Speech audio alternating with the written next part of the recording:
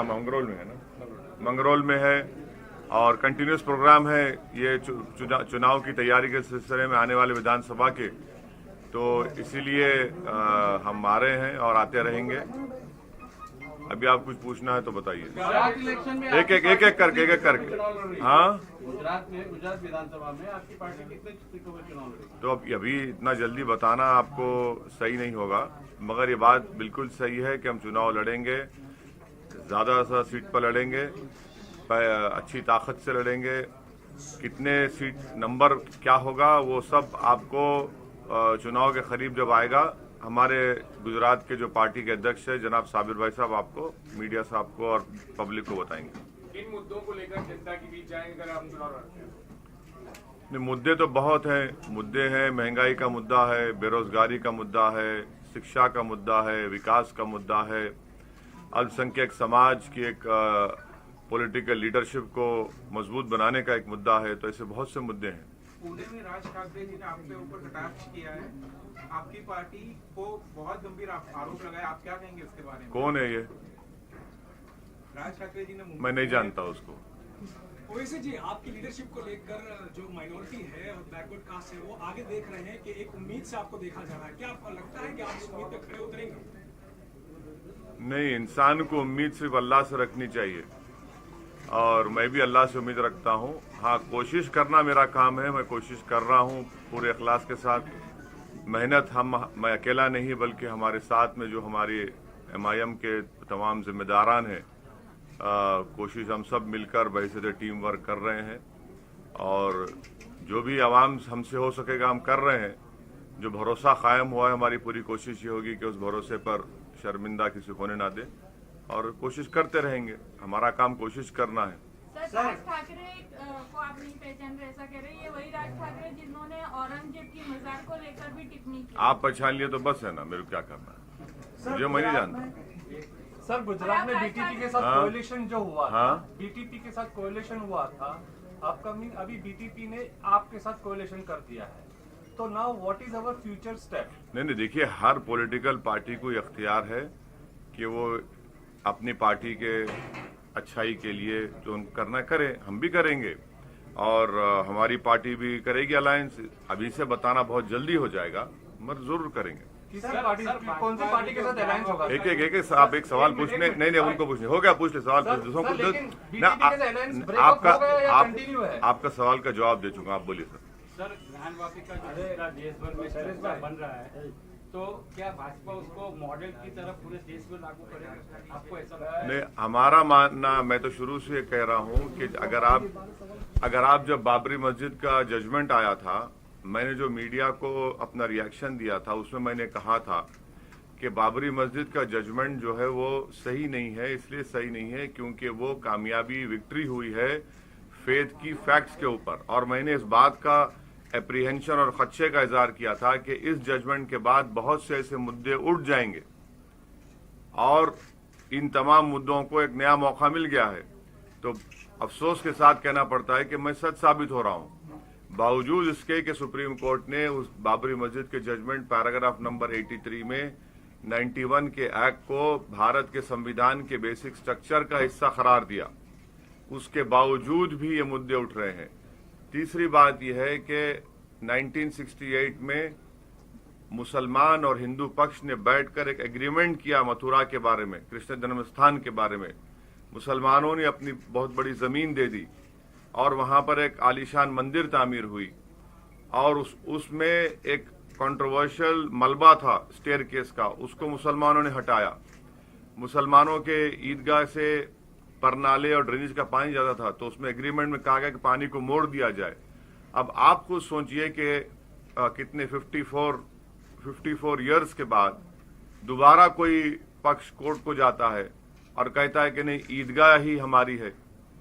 तो इसीलिए हम ये आपसे कह रहे हैं कि 91 के एक्ट का जो है वो लोअर कोर्ट को, कोई भी कोर्ट को जा सकता है, किसी को रोक नहीं कर सकते आप, मगर कोर्ट को उसी स्टेज पर उसको खत्म करने की जरूरत है कि भाई 91 का एक्ट है और आप इसको नहीं ला सकते।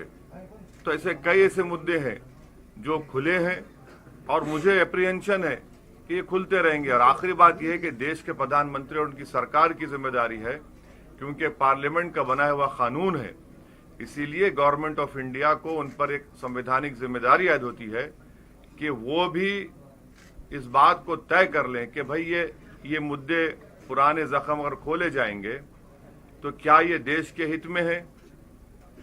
क्योंकि आप और हमने, इस देश ने 1980 के आखिरी में और 90 में हमने वो तमाम काला दौर देखा है।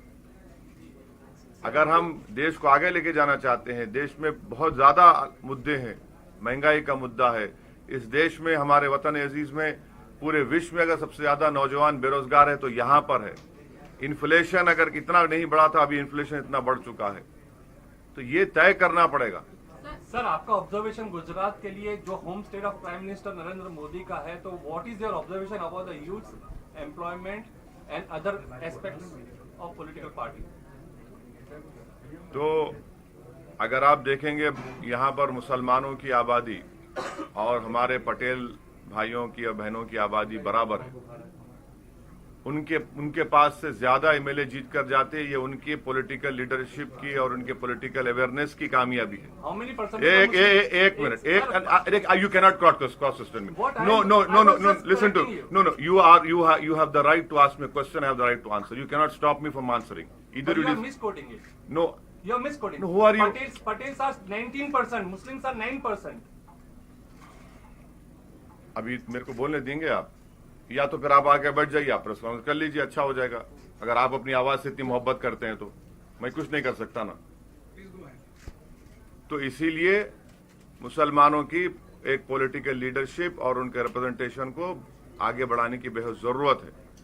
चाहे सच्चर कमेटी हो, रंगनाथ मिश्रा कमीशन रिपोर्ट हो, एनएसएसओ का डेटा हो, वो सब ये बताता है कि गुजरात में मुसलमानों का जो social, economic, educational, health status है वो आदिवासियों के बाद उनका खराब है। तो इसीलिए ये आपके सवाल का जवाब है। सर, अभी संस्कृति मंत्रालय ने कुतुब मीनार में खुदाई की परमिशन दी है एएसआई को, उसको लेकर क्या कहेंगे? संस्कृति माने एएसआई ने, कल्चरल ने, कल्चरल मिनिस्ट्री खुदाई की कुतुब मीनार। अब देखिए, एक एक मसला पैदा कर रहे हैं, वही तो मैं कह रहा हूं ना, एक एक मसला पैदा कर रहे हैं। वहां पर एक मस्जिद थी जो बरसों से नमाज होती थी, आपने 4 दिन पहले एएसआई ने ऑर्डर निकालकर नमाज ही बंद कर दी मस्जिद में। इमाम साहब को नमाज पढ़ाना था, उनके कपड़े, उनका जो इमाम का कमरा होता है उसमें से वो भी निकाल नहीं दिए। ये सब चीजें हो रही। हो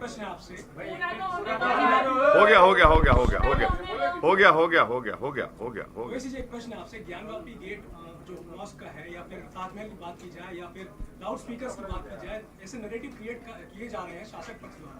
क्या आपको लगता है कि कॉन्स्टिट्यूशन की मदद से आपको कहीं ना कहीं हक पर रहकर इसके लिए लड़ाई एक हाथ करके विरोध पक्ष के साथ जुड़ के करनी चाहिए? अरे भाई, जिनको जो दूसरे पार्टीज हैं, जिनको आप लोग सेकुलर बोलते, वो तो खामोश बैठे हुए हैं ना, बोलते ही नहीं है कुछ। एकत्र ताकत की जरूरत नहीं, आज जो है 22 मई है, 22 मई 1987 को हाशिमपुरे का कांड हुआ था। हमको याद है, किसी को याद ही नहीं है। तो वो तो खामोश बैठे हुए हैं, कुछ बोलना ही नहीं चाह रहे इन चीजों पर। सर, एक सवाल यूसीसी को लेकर है कि देश के 2 राज्य असम और उत्तराखंड में यूसीसी लागू करने की कोशिश हो रही है, या पूरे देश में अगर लगता है तो क्या आप उसको विरोध करेंगे? मेरा मान, आप सवाल आपका हो गया ना, सुनिए। पहले तो ये बता दीजिए कि हिंदू अनडिवाइडेड फैमिली में टैक्स रिबेट जो मिलता है, वो जो हिंदू नहीं है उनको क्यों नहीं मिलता? क्या ये संविधान के राइट टू इक्वालिटी का वायलेशन नहीं है? नंबर 1, क्या इसको निकाल देंगे आप? दूसरा ये है कि यूनिफॉर्म सिविल कोड में दया भागा और मिताक्षरा स्कूल ऑफ थॉट है, कौन सा अपनाएंगे आप?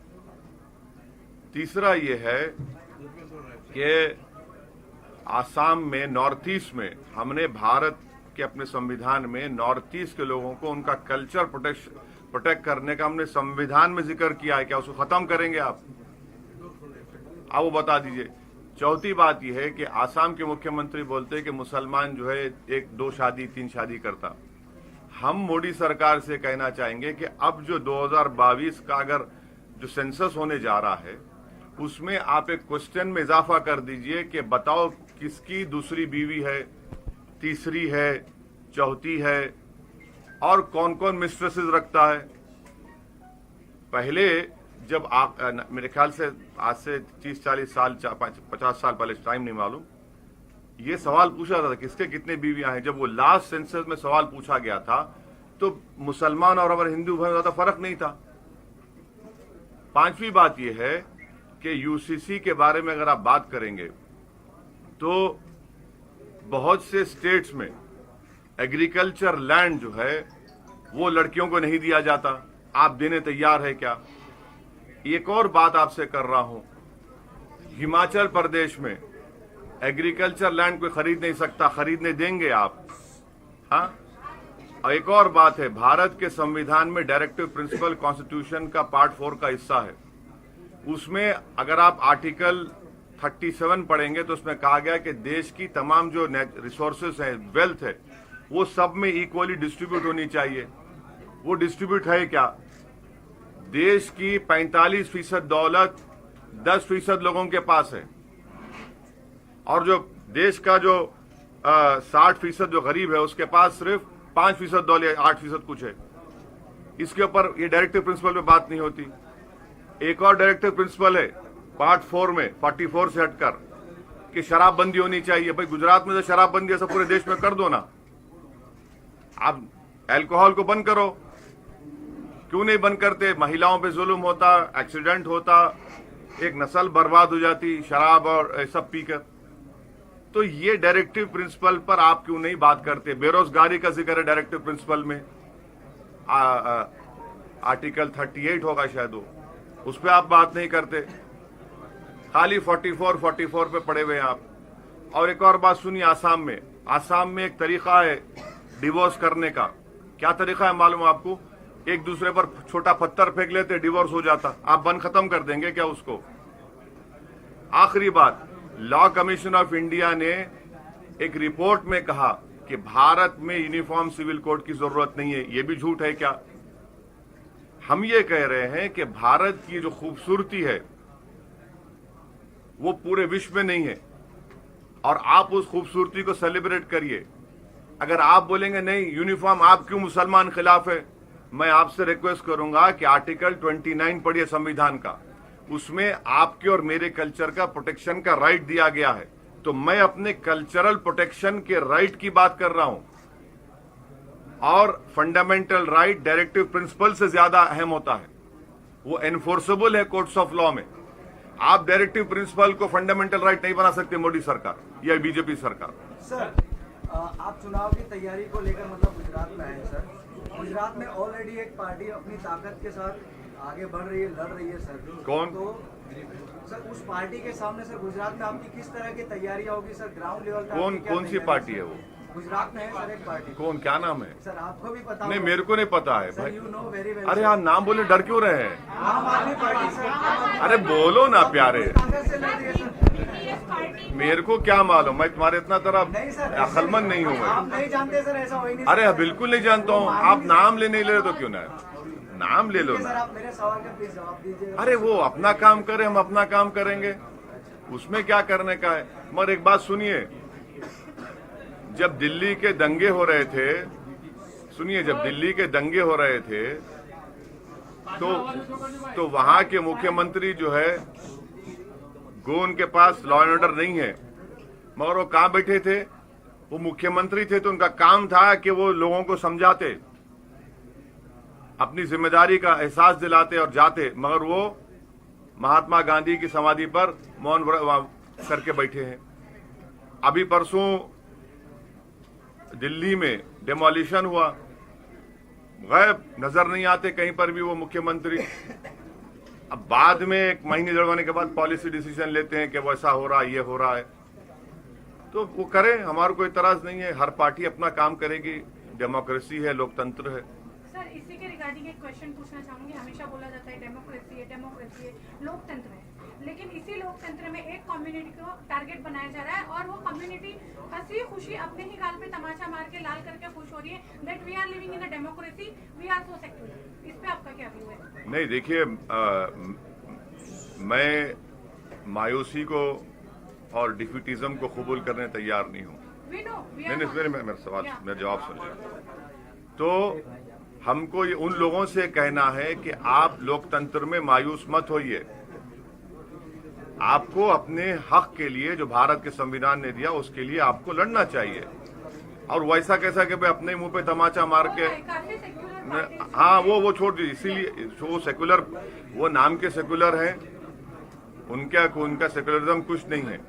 उनका एक पार्टी का लीडर एक ट्वीट करता है कि जब जमीन पर एक ताकतवर दरख्त गिरता है तो ऐसा होता है। तो हमारा काम यह है कि उस तबके के लोगों को नाउम्मीदी से निकाले, अगर नाउम्मीदी उनके पास है, और उनको उम्मीद की किरण उनको बतानी चाहिए कि देखो ये लोकतंत्र है। अगर आप घर के दरवाजे बंद करके बैठेंगे, विंडोज बंद करके बैठेंगे तो कुछ नहीं होने वाला है। आपको अपनी आवाज को उठाना है, अपने पॉलिटिकल राइट्स के लिए लड़ना है, जिसमें आपके रिप्रेजेंटेशन में इजाफा होगा। वो काम हमको करना है, और लोकतंत्र में कोई मायूस नहीं होना चाहिए। ये लोकतंत्र की कमजोर नाकामी होगी, खुदा ना खास्ता अगर ऐसा हो। गुजरात विधानसभा असेंबली इलेक्शन में बीटीपी किसके साथ रहेगी? क्योंकि उनको रिझाने के लिए आप तो पहले से ही मैदान में उतरे थे, अब आम आदमी पार्टी भी आ गई है, मुलाकात भी हुई है सीएम के। देखिए मैडम, मैं AIMIM का एक सिपाही हूँ, मैं किसी और पार्टी का स्पोक्स पर्सन नहीं हूँ मैडम। मैं आपको गलत फहम, अरे उनसे पूछिए ना, मैं कैसा बोलूंगा? अरे मैं कैसा बोल, अरे मान ना मान, मैं तेरा मेहमान कैसा होगा? अरे मेरे को क्या मालूम, अरे मेरे को क्या मालूम। अब कल तुम कहाँ जाओगे, मैं कैसा बोलूंगा? ये तो गलत बात है ना भाई। सुनिए, मैं आपका इसका जवाब दे चुका हूँ। अरे देखिए, मेरे को इलेक्शन लड़ना है, हर किसी को इलेक्शन लड़ना है। अब वो कैसा लड़ेगा, मैं कैसा जवाब दूं? अरे भाई उनसे पूछ लीजिए, मैं तो अपना मैं आपको कह रहा हूँ, सुनिए ना, आप पूछ लीजिए उनसे। हम तो चुनाव लड़ेंगे, वो हर पार्टी कैसा लड़ेगी वो मैं कैसे बताऊंगा?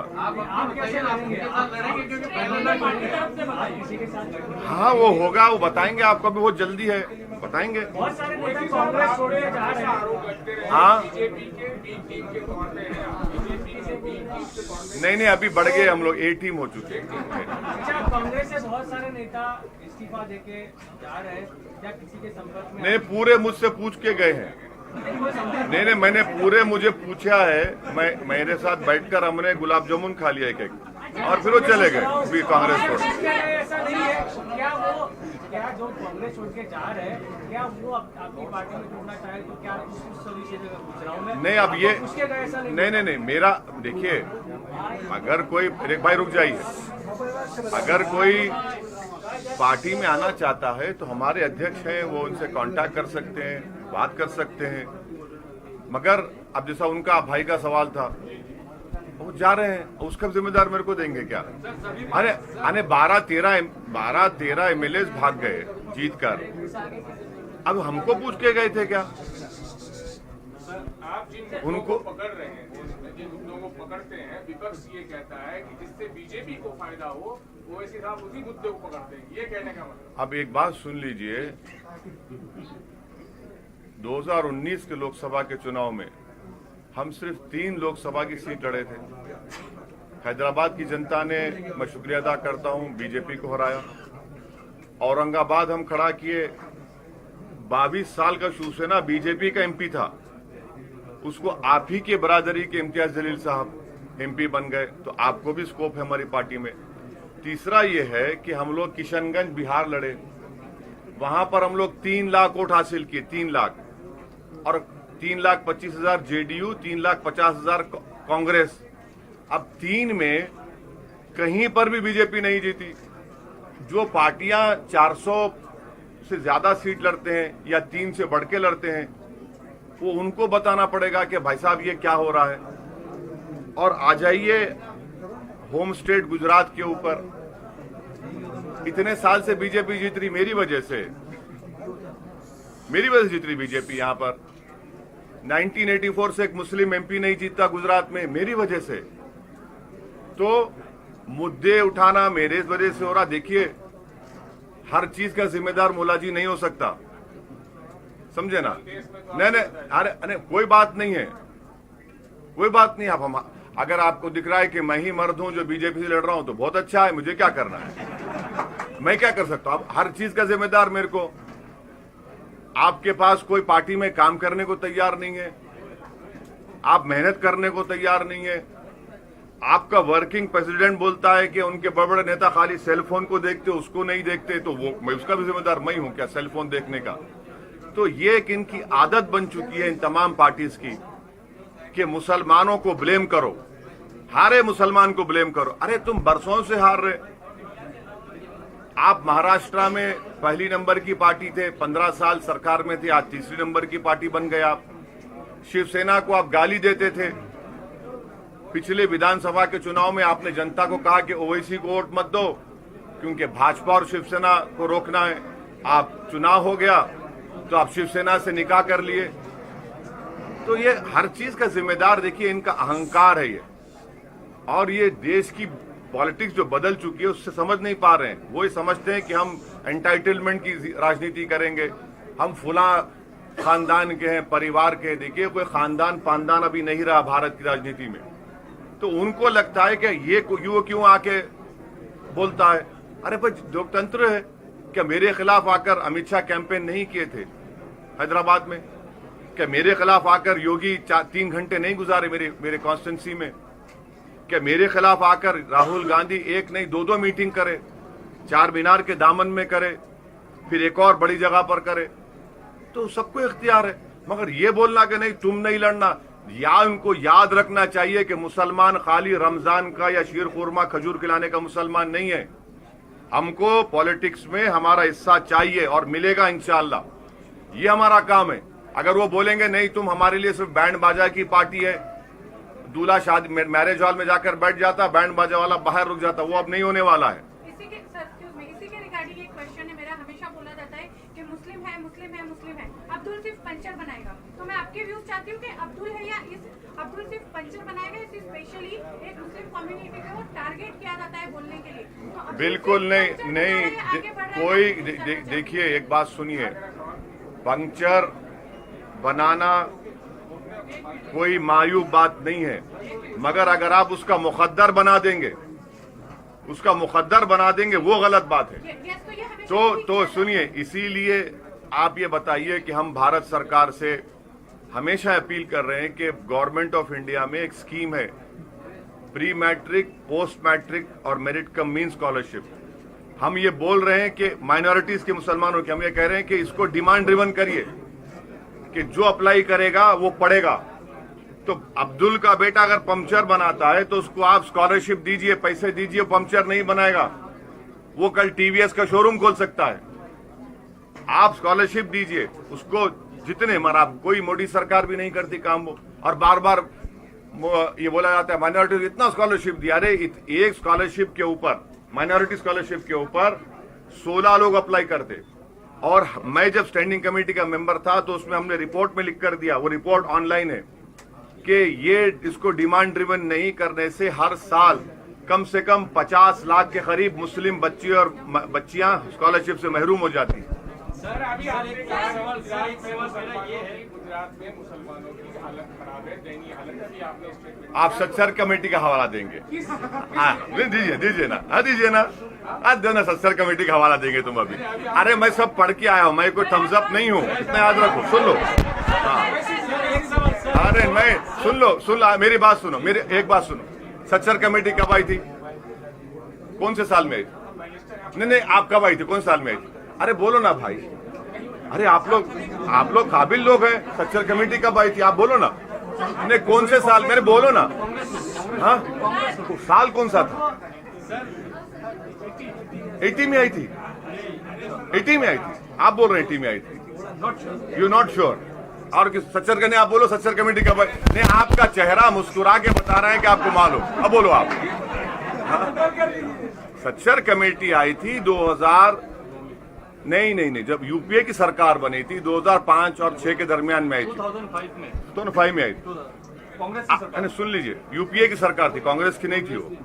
तो अभी हम 2022 में हैं, तो उसके पहले रंगनाथ मिश्रा कमीशन आई, उसका डेटा है। 2011 का सेंसस है, गवर्नमेंट ऑफ इंडिया का एनएसएसओ का डेटा है, सब रख कर देख लो आप सच्चर की बात मत करो, वो सच्चर पुराना हो चुका है। Last question, whether the decision to carry out survey at Gyan Gapi Masjid was taken in hurriedly in a haste or it was all English में बोलूं? हिंदी में नहीं, आप इंग्लिश में सवाल किए तो ऐसा ना हो कि आप ये बोलें कि मेरे को अंग्रेजी नहीं आता। I know little English, I can speak and talk and walk in English.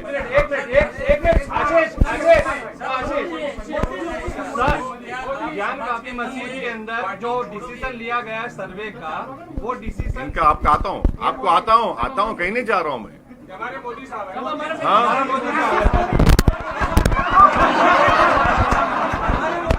आपको खड़ा रह के सलाम करूंगा, उनको नहीं, गलत फहमी ना लो। ज्ञान गापी मस्जिद के अंदर एक मिनट सम्मान करते हैं हम। हाँ, नहीं यूएपीए लग जाएगा, नहीं तो उधर नहीं लगेगा साहब। नहीं लगेगा। आप डील कर लिए क्या आप? सर ये डिसीजन हेस्ट में लिया था या एक मिनट श्वेता आप भी पूछ लो, आप पूछ रहे थे, मैं बोलता हूँ, ठहरो, मैं तो जवाब उनका बोलने। बोलिए मोदी साहब बोलिए। समाज के लिए अगर पार्टी छोड़ने का अगर कुछ ऐसा संजोग बना तो क्या करोगे? कौन सा निर्णय लोगे? समाज को पकड़ोगे या पार्टी को पकड़ के रखोगे? समझाने में क्या मतलब? भविष्य में आप बोलते हो कि मुसलमानों को न्याय नहीं मिलता है, ठीक है, और ऐसे माहौल में अगर पार्टी को पकड़ के रखोगे या समाज के साथ चलोगे आगे जाके? Sir, he is asking in future if circumstances persist, will you hold your religion or the people? नहीं, रिलीजन नहीं बोल रहे, पार्टी बोल रहे वो। Or the party is asking. Party समाज बोल रहे वो, धर्म नहीं बोल रहे वो, समाज बोल रहे। People or the party. अरे मैं थोड़ा हिंदी आता है मेरे को। नहीं, देखिए, पार्टी है ना, लोकतंत्र में पार्टी है, लोकतंत्र में समाज भी है, और लोकतंत्र ये कहता है कि आप लोकतंत्र को मजबूत करिए, पॉलिटिक्स में हिस्सा लीजिए, अपना हिस्सा हासिल करिए। बाबा साहेब अम्बेडकर ने इसीलिए संविधान में जब प्रियम्बल लिखा था, लिबर्टी, इक्वालिटी, फ्रेटर्निटी, जस्टिस, तो ये बाबा साहब ने कहा कि ये हथियार मैं तुमको छोड़ के जा रहा हूं संविधान। तुम्हारे को लिबर्टी चाहिए, इक्वालिटी चाहिए, फ्रेटर्निटी चाहिए, जस्टिस चाहिए, तो आप चुनाव लड़ो, तब आपको ही हासिल होगा। खाली बैठकर मुशायरा करने से, बड़े बड़े भाषण देने से और किसी के आश्वासन से नहीं होने वाला है। तो इसीलिए ये हम संविधान को मजबूत करने के लिए चुनाव लड़ते हैं, ताकि ये लिबर्टी, इक्वालिटी, फ्रेटर्निटी, जस्टिस को हासिल किया जाए। तो आप इसको अलग अलग क्यों देख रहे हैं? मेरे को समझ में नहीं आ रहा। अलग देखने की आवश्यकता ही नहीं है इसमें। सर मेरा सवाल ये है कि सर आप जिसको पहचानने से मना कर रहे हो, उसके भाई ने औरंगाबाद में बाजार के ऊपर 5 दिन के लिए नहीं, आपने देखिए, आपने किसी एक शख्स का नाम लिया था, मैंने कहा नहीं जानता उसको। हाँ, नहीं जानता हूँ ना, अभी छोड़ो ना उसको, इतना अहमियत तुम लोग क्यों देते? अरे छोड़िए ना। सर, आपको क्या लगता है कि राज ठाकरे महाराष्ट्र चुनाव में या राजनीति में इतना अहमियत नहीं रखते? अरे कौन क्या बोलते, मेरे को क्या करना है? मेरा हाल तो भारत की राजनीति, सुनिए, मेरा हाल तो भारत की राजनीति में लैला का है, हर आदमी मेरे पीछे पड़ा हुआ है, राज ठाकरे सब पड़े हुए हैं। लैला है ना, उनको बोलना जरूरी है मेरे बारे में। बोलो।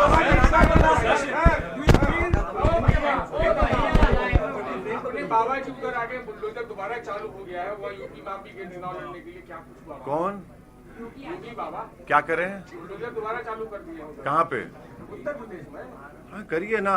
आप अगर देखिए, देश को चलाना है तो संविधान से चलाना है। अगर आप संविधान से नहीं चलाएंगे और आप खुद जज बन जाएंगे, कोर्ट बन जाएंगे, पुलिस बन जाएंगे, तो फिर ये रूल ऑफ लॉ नहीं होगा। फिर ये तो उत्तर प्रदेश सुनिए, अगर आपको कोई मुल्जिम बनाता है तो पुलिस का काम है कोर्ट में जाके आपको मुल्जिम साबित करे। कोर्ट में साबित होने से पहले मैं आपका घर तोड़ दूं, बताइए आप ये कौन सा इंसाफ है? ये कोई बिलीव करेगा कि आप तय करेंगे नहीं ये क्रिमिनल है मैं तोड़ दूंगा? नहीं भाई, कोर्ट से साबित करिए ना। और फिर आप बोलते नहीं वो इलीगल बनाया था। भाई नोटिस दीजिए। संविधान में प्रिंसिपल ऑफ नेचुरल जस्टिस तो है कि आपको नोटिस दो, पूछो, बताओ। नहीं, आप नोटिस भी नहीं देंगे और लगा के तोड़ देंगे, तो ये गलत है। ये आपकी पार्टी वहाँ पे है, तो आपकी पार्टी गई कोर्ट में इस चीज के लिए कि भाई ये गलत हो रहा है, आप इस पे इसके लिए कार्रवाई की? बहुत से लोग गए हैं। देखिए एक बात सुनिए, जब आप किसी का घर तोड़ देते हैं उसके बाद आप कोर्ट जाते हैं और कोर्ट में टाइम लग जाता है। मैं तो अपने घर से महरूम हो गया ना, मैं तो रोड पे आ गया। जो उस घर में रहता था वो तो अब रोड पे आ गया। वो अब उसके बाद क्या करेगा वो? और कोर्ट की कार्रवाई तो अपना टाइम लेती है माशाल्लाह से। जब तक क्या करेगा वो? आप तो मुझे बेघर कर दिए, मेरे सर पे से छत छीन लिया, आप मेरा कारोबार आप खत्म कर दिए। और मध्य प्रदेश में आप लोग इस बात को नहीं बोल रहे कि कल एक शख्स ने मध्य प्रदेश में एक जैन कम्युनिटी के शख्स को, बेचारा वो बीमार है, डिफरेंटली एबल्ड कहते अंग्रेजी में, सिर्फ इस शक पर उसको मार दिया कि वो मुसलमान है, तू मोहम्मद है क्या, मार मार। अरे मर गया वो आदमी। ये नफरत कौन फैला रहा है फिर? ये वहां किसकी सरकार है? और फिर उसी मध्य प्रदेश में वसीम शेख नामी जिसके हाथ कटे हुए हैं उस पर इल्जाम लगाया कि पत्थर फेंका रहे, उसका हाथ कटा हुआ है, कौन सा पत्थर उठा पाएगा? आपने दुकान को तोड़ दिया उसके। एक 22 घरों को आपने खरगोन में और 13 घरों को आपने वहां पर छोड़ दिया दूसरी जगह पर बगैर नोटिस दिए। आपने तय कर लिया कि उन्होंने किया। भाई ऐसा कैसा होगा बताइए? आज आप पावर में, कल कोई और पावर में आएगा।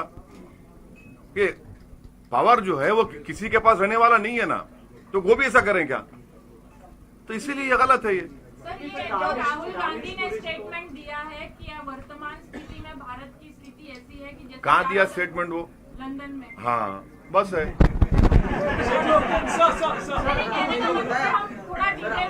अभी छोड़ दीजिए ना, मेरा आपका, अरे कांग्रेस से पूछिए, मैं उनका ना, मैं इन लोगों पर टाइम नहीं खराब करता। ज्ञानवापी मस्जिद के मुद्दे पर जिस तरह से दानिश जी ने ट्वीट किया, फिर उनके किसने?